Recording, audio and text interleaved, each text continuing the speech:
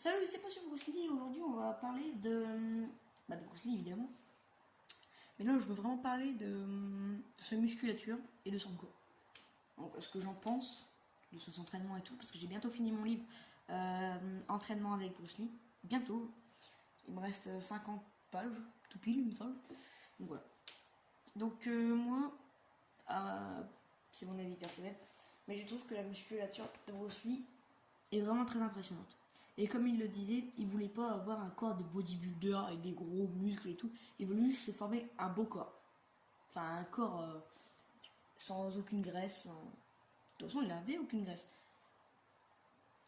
Je dis pas qu'on est gros ou quelque chose comme ça, que vous êtes gros. Mais essayez sur vous.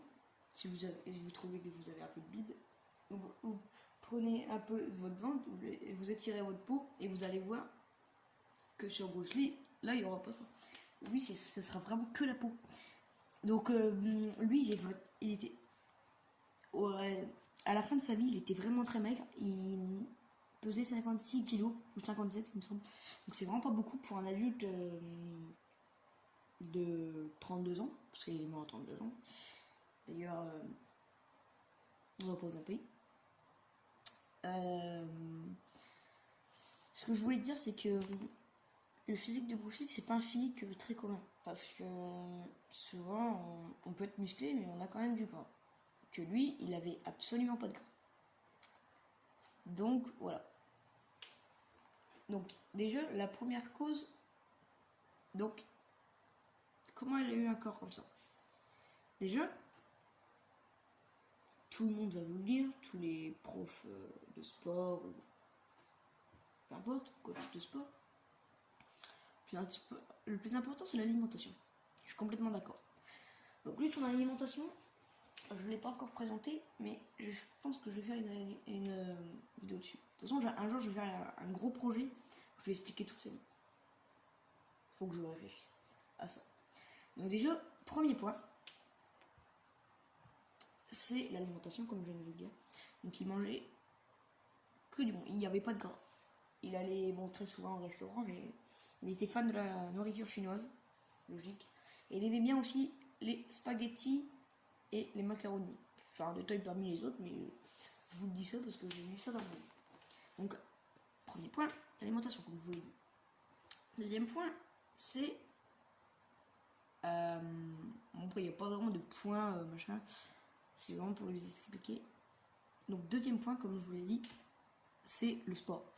Donc, le sport, lui... Enfin, c'était pas vraiment du sport.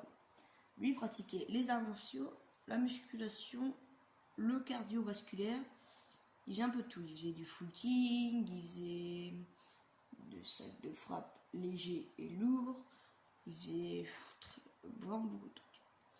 Donc, tellement qu'il avait de la puissance dans les pieds. C'est une petite anecdote, je crois que je vous l'ai déjà raconté, mais je ne sais plus. Une fois, il était invité, il s'entraînait avec James Coburn, un bon gaillard aussi d'Hollywood, un des piliers d'Hollywood.